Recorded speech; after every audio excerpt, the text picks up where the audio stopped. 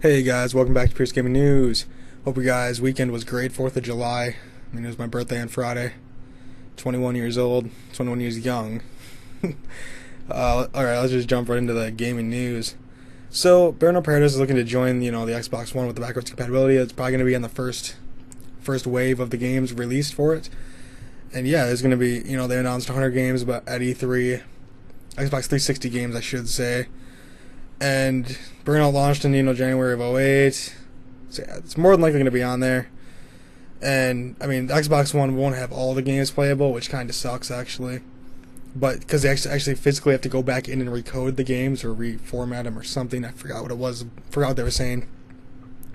And all the features like online multiplayer will work on the new hardware, so that's really cool. I really like that feature. But I'm really waiting to see like if Red Dead Redemption is going to be backwards compatible, because that'd be pretty awesome, to be honest with you. Or like maybe Skyrim, or I don't know, Forza Horizon 1. I don't know. There's so many games like that, but whatever.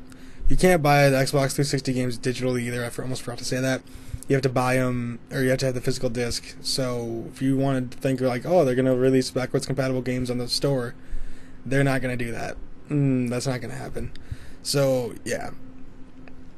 Alright, moving on. The new PS4 model is lighter, quieter, and more efficient, apparently. And the model is called the CUH-12000. And it's only available in Japan as of right now. And it comes with a smaller motherboard and a new DDR5 memory configuration.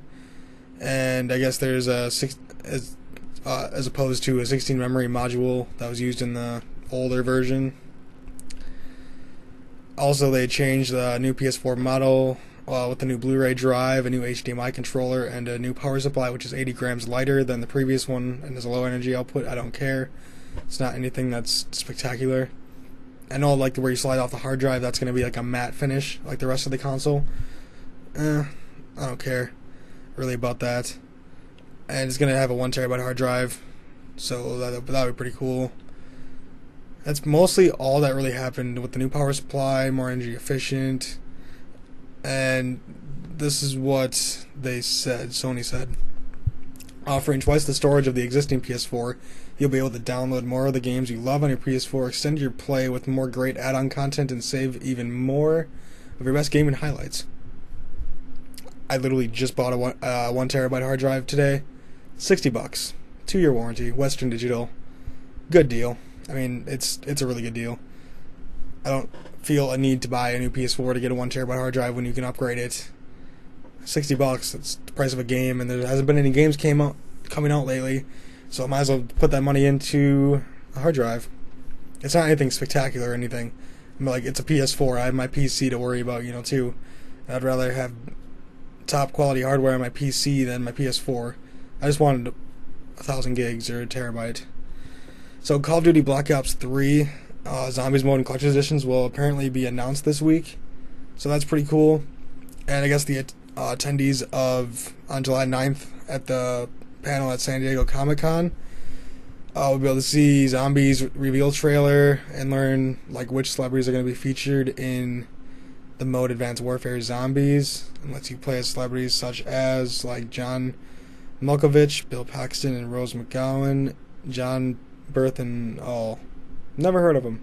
Never really heard of them, but that's just me. And I guess people in attendance will have a chance to take home a limited edition Zombies memorabilia. On top of that, Activision's going to be holding a Black Ops 3 Escape Room Challenge, which I guess anyone in San Diego area can participate in. It takes place outside the convention center in San Diego. The Escape Room Challenge tasks groups of survivors with solving a series of puzzles in order to escape a locked room before time runs out.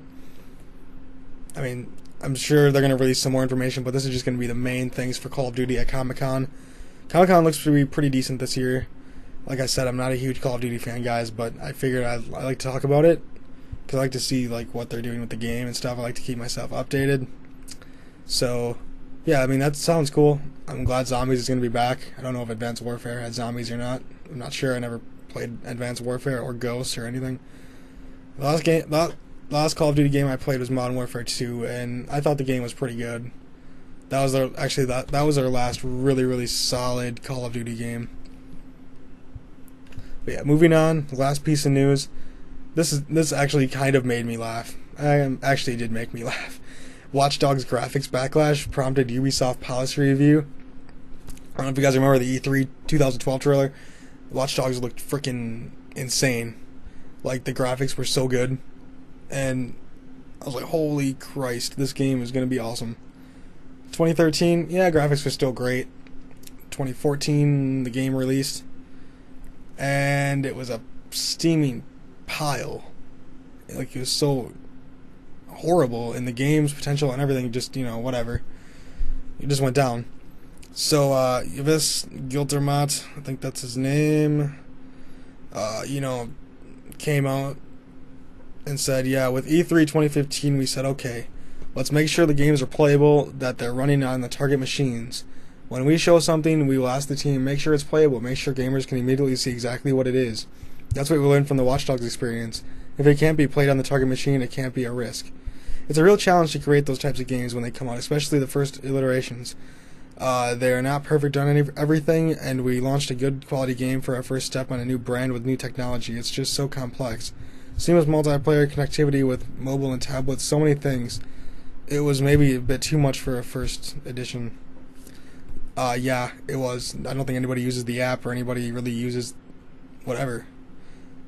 And they put so much on their plate, and now they're trying to use that as an excuse, like, oh, we made a fantastic graphics trailer, but we didn't live up to the hype, so now let's blame it because we had too much going on. That's freaking bullshit.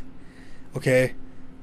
I mean, no. Just stop blaming it on that. You guys know what you did. They tried to hyped that game up to the max. And I was along with that hype, okay? I'll admit it. I went out and bought the game for $60, played it for 2 or 3 weeks. I'm like, this game sucks. My first thought of the game when it was getting hyped up, this game has so much potential, and I started thinking of like scenarios, what we're going to be in the game, and just got really excited for it. And then that game dropped, graphics sucked, everything sucked, and you could tell at E3 this year that they are showing legit gameplay. It's not going to be pre-rendered. You can tell if it's pre-rendered. A lot of the games were not pre-rendered. They used real time because guess what? People already know what to expect from these consoles. And these consoles are pretty much dead on arrival. I mean, I'll be honest. I love my PS4, but they're dead. They're dead. They're old hardware. They're mediocre PCs at best. At best, they're mediocre. Now, I know people are going to be like, oh, whatever. Well, I know. It's for people who can't afford a nice $2,000-$3,000 PC. Okay? So it's good there, but just what they're doing with like Watch Dogs and Ubisoft, even like Assassin's Creed Unity, they hyped that up too. Wasn't as bad as Watch Dogs, but they use that like CGI as like a scapegoat. Like, oh, not really what's the word I'm looking for? They hyped it up, used CGI, and tricked people to thinking that these consoles could handle so much more than they actually can. The graphics, I'm not saying they don't look bad. They don't look bad, but I'm saying they literally thought, oh, we can trick them and they'll buy the game and we're not going to show any gameplay. I could tell that they were doing legit gameplay now because you could even tell at E3 on Assassin's Creed Syndicate, to be specific, you could see pop-ins all over. It was really pretty buggy. I don't know if you guys noticed that, but it was really bad. I just was like, no big deal. At least they're showing the legit gameplay. You know what to expect. I mean, people should know what to expect from these consoles. What we have now, as long as it's going to be on PS3 and 360, I guess. But they're not living to their full potential just yet. But what we have now is almost the max of what the consoles can add, if not the max. I guess there's going to be a Watch Dogs 2. No big deal. Let's talk about it at the bottom of the article. I'm not going to buy it. I'm not going to buy it. They ruined the game for me. I don't care if they came out and they're like, oh, we're sorry. No, you had me spend $60. Can you just give me my $60 back? And maybe I'd reconsider. Whatever. It's not really, like, I just thought of this. It's not really, I guess, they changed their policy. They pretty much had to. They had to be forced into changing it, because if they wouldn't, if they kept using the CGI, people would be like, well, that's not legit gameplay, guys. You should know this. You're developers and publishers or whatever. Yeah, they didn't need to change their policy. They did it because they were losing so much fan base, even like with the Assassin's Creed series and everything. It's just bad. I'm getting sick of these Assassin's Creed series. One, it launches buggy as in balls, and two, it's a yearly release. I think Assassin's Creed should be every 2 to 3 years.